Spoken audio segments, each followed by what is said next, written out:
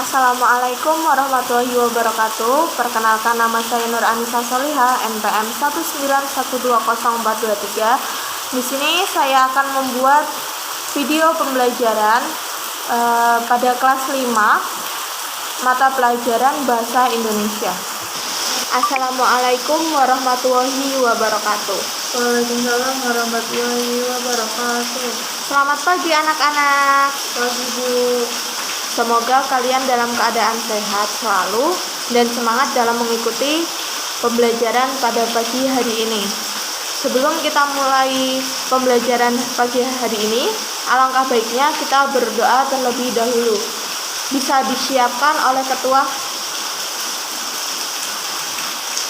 Berdoa mulai.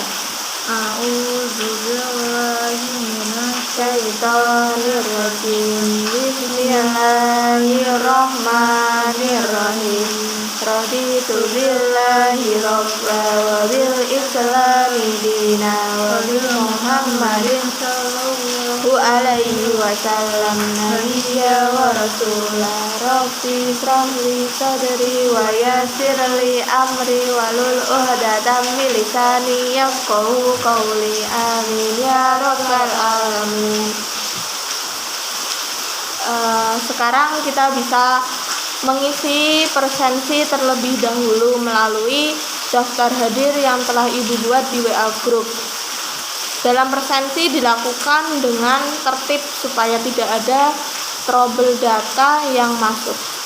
Baik, sekarang kita mulai pembelajaran tentang menentukan pokok pikiran dalam teks lisan maupun teks tertulis.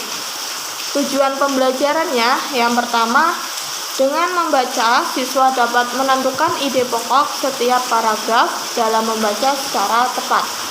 Yang kedua, dengan siswa menulis dapat menggabungkan ide pokok menjadi sebuah paragraf. Yang ketiga, dengan berdiskusi, siswa dapat menyebutkan pengertian fungsi dan cara menentukan ide pokok bacaan secara percaya diri. Sekarang Ibu mempunyai beberapa contoh teks cerita. Apakah ada yang mau membacakan teks ceritanya? Saya Bu. Silahkan. Menyulap barang bekas jadi hasil karya. Daur ulang adalah kegiatan mengolah kembali barang-barang yang tidak terpakai menjadi karya yang baru. Barang bekas yang dapat didaur ulang diantaranya botol minuman, koran, dan kain perca. Daur ulang dilakukan untuk mencegah banyaknya barang yang dibuang percuma. Banyak manfaat dari kegiatan mendaur ulang barang bekas. Salah satunya bisa meningkatkan pendapatan. Barang-barang kerajinan tangan hasil daur ulang bisa kita jual. Selain itu, kegiatan daur ulang barang bekas bisa menjadi kegiatan yang bermanfaat untuk anak-anak. Barang bekas yang bisa didaur ulang oleh anak-anak, misalnya koran bekas. Cara mendaur ulang koran bekas cukup mudah, yaitu dengan merendam kertas koran bekas yang sudah disobek ke dalam ember berisi air selama sehari semalam. Kemudian, koran tersebut diblender dan diaduk dengan lem. Hasil daur ulang koran tersebut dapat dibentuk menjadi berbagai kreasi. Kain-kain sisa atau kain perca bisa dibuat menjadi boneka atau tempat penyimpanan serbaguna. Berbagai cara pembuatan boneka dari kain perca dapat dicari melalui internet. Kamu tidak akan kesulitan untuk membuat barang-barang dari kain perca tersebut. Dikutip dari Koran Berani 6 November 2015 dengan pengubahan. Sudah Bu. Ibu mau bertanya, ide pokok paragraf ketiga dalam teks menyulap barang bekas menjadi hasil karya itu apa ya? Ada yang tahu? Belum tahu Bu. Ibu jelaskan ya. Jadi jawabannya itu manfaat daur ulang kain perca. Itu karena ide pokok paragraf ketiga dalam teks tersebut terdapat pada kalimat pertama. Kalimat pertama menjelaskan manfaat kain perca, bisa digunakan untuk membuat boneka atau tempat penyimpanan serbaguna.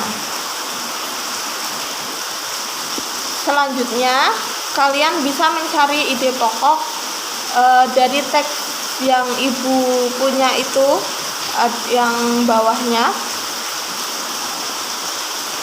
Coba kalian tentukan ide pokoknya itu apa.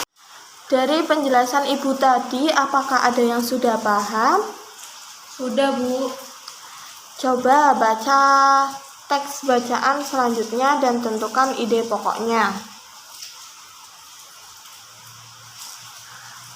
Fokus sopir dalam kendaraan yang sedang melaju adalah melihat ke depan melalui kaca depan, bukan pada kaca spion. Fokus pada kaca spion akan mempengaruhi laju kendaraan dan bukan tidak mungkin berakibat kecelakaan. Penggunaan kaca spion pun hanya sewaktu-waktu dan setiap kali penggunaannya hanya untuk sekejap, tidak untuk berlama-lama. Sudah, Bu. Apakah ada yang sudah menemukan ide pokok pada bacaan yang sudah dibacakan oleh Lauza? Atau Lauza sendiri sudah menemukan ide pokoknya itu apa? Menurut saya, ide pokok paragrafnya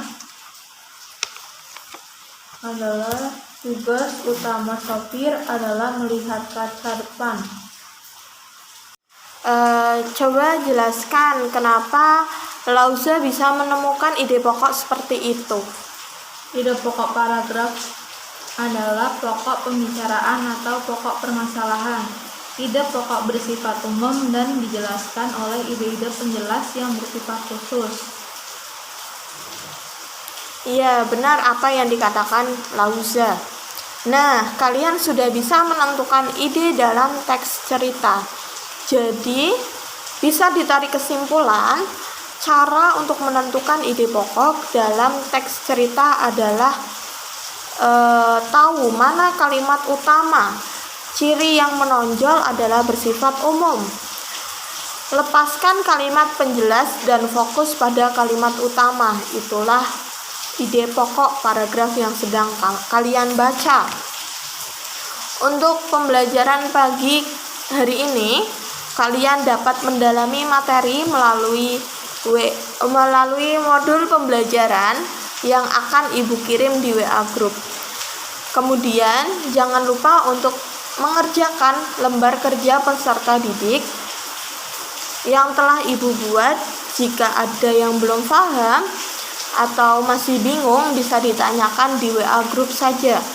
Cukup sekian pembelajaran pagi hari ini. Ibu tutup. Wassalamualaikum warahmatullahi wabarakatuh. Waalaikumsalam warahmatullahi wabarakatuh.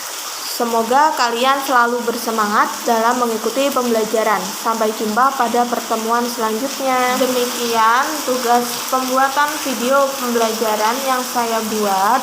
Kurang lebihnya saya mohon maaf. Wassalamualaikum warahmatullahi wabarakatuh.